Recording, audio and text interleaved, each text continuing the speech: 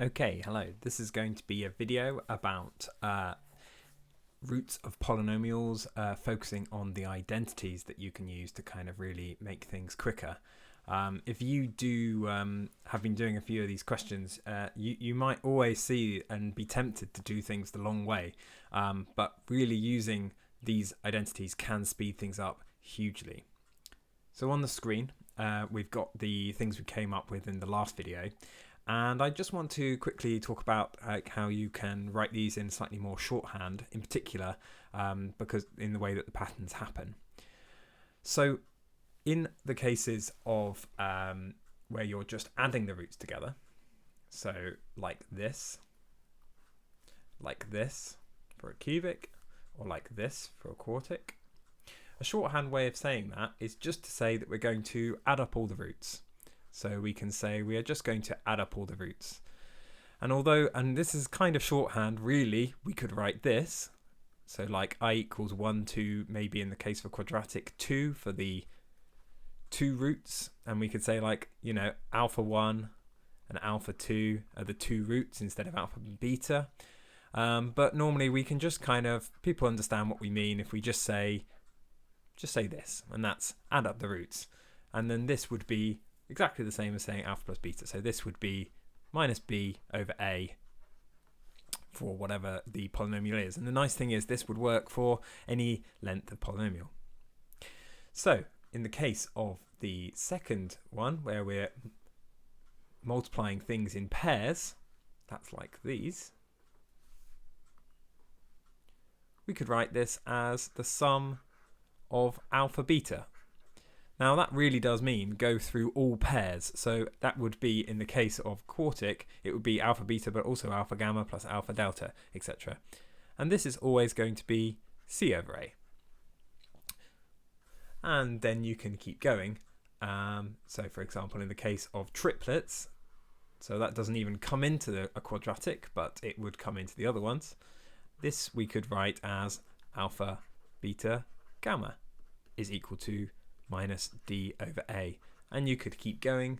Finally, you could even say that alpha beta gamma delta would be equal to e over a, and obviously that wouldn't apply for a cubic or a quadratic, but only for a quartic and a quintic, etc.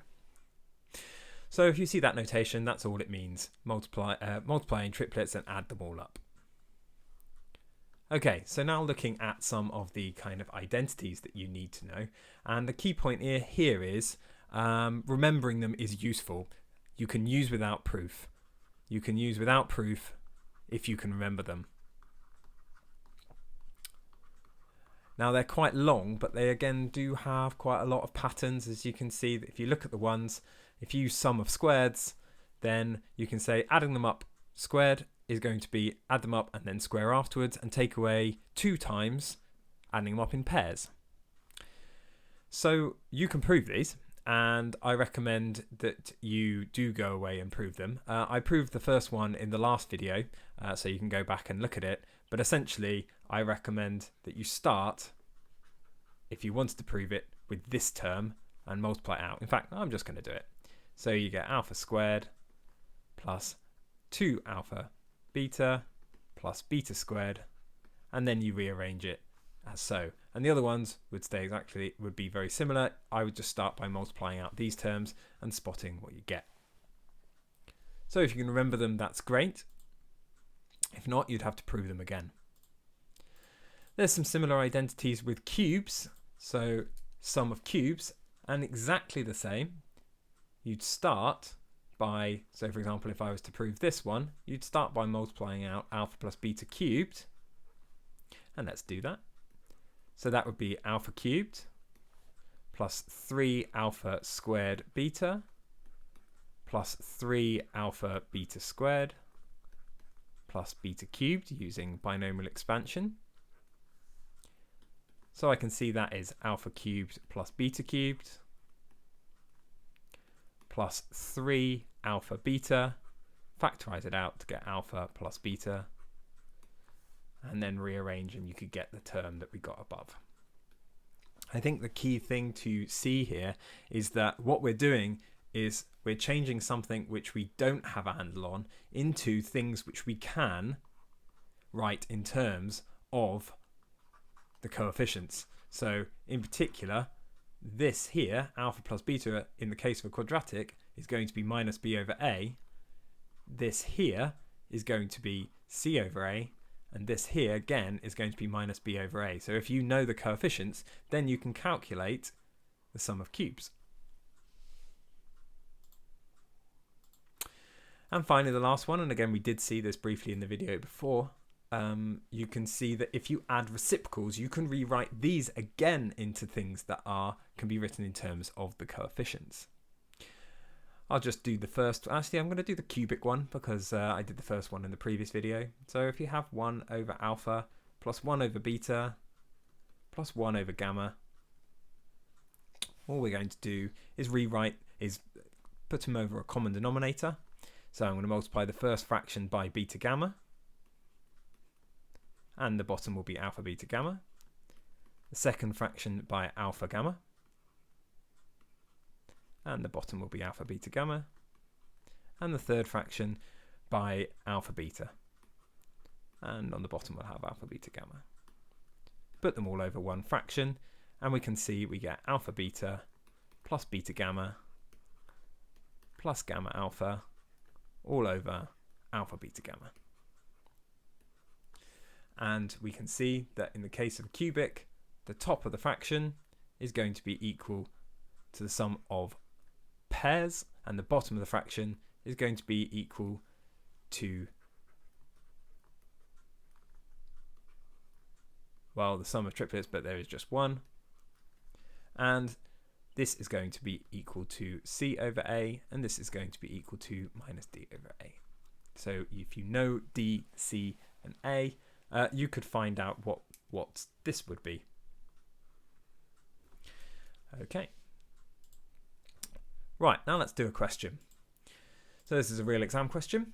It's from FP1 in OCR MEI from the old spec, but there's no reason we couldn't have a go at it. Coefficients, this equation has roots alpha, beta, and gamma, where we know these things. So straight away, alpha plus beta plus gamma equals 4. Well, we know that alpha plus beta plus gamma is going to equal minus b over a for a cubic. And in this case, this is equal to 4, but minus b over a is equal to minus p over 1. And so I can say that p is equal to minus 4. And straight away, we've got the answer for p. So we now want to find q. Now I know that q, well, if this was a, b, c, d, I know that we've got that q would be c over a, and we know that c over a, which in this case is equal to q, would be equal to alpha beta plus alpha gamma plus beta gamma, the three roots, but I don't have that. I've got the sum of squares. So what do I do? Well, I actually know I can use an identity for the sum of squares. I know that alpha squared plus beta squared plus gamma squared, and I might just go back and copy it and show you. We know we have got it from this second line here, so I can copy it across, is equal to alpha plus beta plus gamma all squared minus 2 times alpha beta plus alpha gamma plus beta gamma. And what's good is we actually know already what these two parts, sum of this is. So we know that this is equal to 6 in the question. We know that this is going to be 4, again from the question. And what we're trying to find is this, and this is q. So we have 6 is equal to 16 minus 2q. And did I make a slight mistake? No, that's okay. So therefore we get that 2q is equal to 10 and q is equal to 5, which is our final answer. We already have p is equal to minus 4, and so that is our final answer to this question.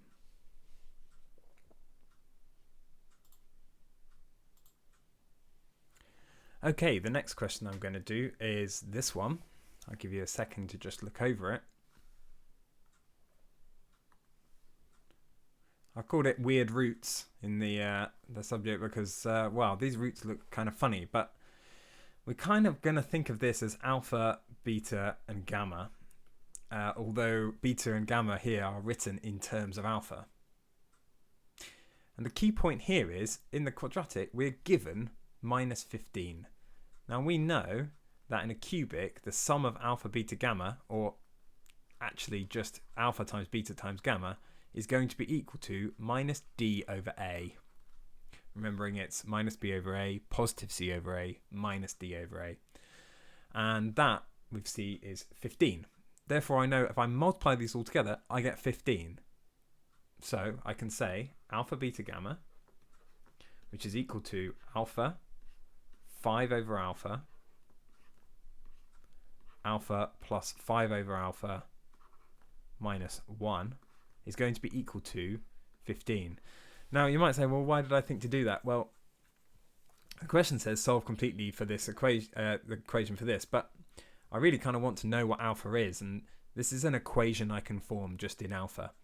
And I've just used what I know from the question. I know that I've got 15 here. I know it's roots of polynomials because we're talking about the roots in particular. So this looks promising. It's an equation just in alpha. So can I solve it? Well, I can see that these cancel. I get 5, open brackets, alpha plus 5 over alpha minus 1 is 15. I can divide both sides by 5. Alpha plus 5 over alpha minus 1 is equal to 3. Add 1 onto both sides. Alpha plus 5 over alpha equals to 4. Now, by now, I'm really hoping that you see that and you see a quadratic in disguise. Alpha squared plus 5 equals 4 alpha by multiplying through by alpha. So we have alpha squared minus 4 alpha plus 5 is equal to 0. Now we look at this and we have a quick think. Do we know, can we just factorize this instantly? But not quite. It's actually going to have complex roots. You can see if you do b squared minus 4ac, a quick bit of solving either in a calculator or just by using the quadratic equation, and you'll see that the roots of this are 2 plus I or 2 minus I. So there's two options for alpha. Well, that's okay. We kind of expect it. If it's a cubic, we've got two options for alpha. That's all right. So now I'm going to say, well, which of these is going to, like, these are the three roots. Alpha, 5 over alpha, and alpha plus 5 over alpha minus 1. So alpha, if alpha was 2 plus I, what would 5 over alpha be? Well, that would be 5 over 2 plus I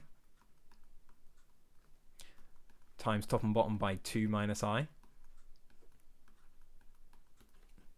Scroll down, give myself a bit of space. Which I'm going to get 10 minus 5i over 2 plus I, 2 minus I. I'm going to get 4 plus 2i minus 2i, cancel out, minus I squared, that's plus 1, and no, look, that's 2 minus I. So 5 over alpha is just going to give the other one. In fact, if I had set alpha to be 2 minus I would have got the other way around. This would become 2 plus alpha. So it's the last one, which is alpha plus 5 over alpha minus 1, I'll just check that I've written that down right, is the last root. And actually, well, I've done the hard work already. This is 2 plus I plus 2 minus I, because I already know what 5 over alpha is, minus 1, and that is 3. So the roots are 2 plus I, 2 minus I, and 3. Cool. That's part 1 done. It says, hence find the value of P. So I have got, let's just copy my question down here. I've got those roots up there, so I need to find P.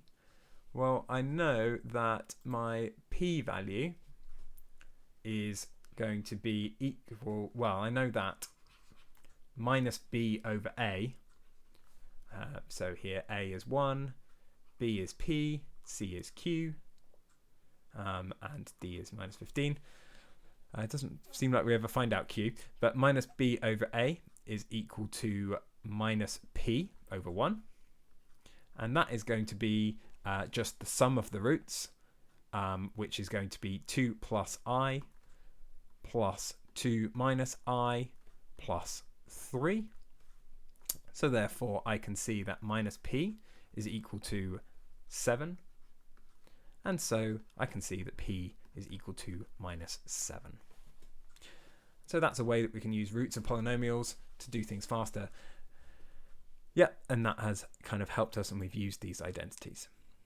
Okay, at this point I'm going to bring the video to a close. Exercise 4D on page 63. Lots of questions there. Some of them get pretty big in equations. Remember, my number key tip, and that is use roots of polynomials.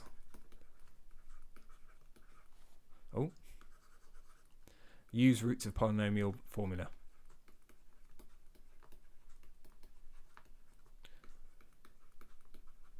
I'm going to write it down to really make the point. I think sometimes it's really tempting in these questions to just solve the quadratic normally, but this is it is a really key way to speed these things up.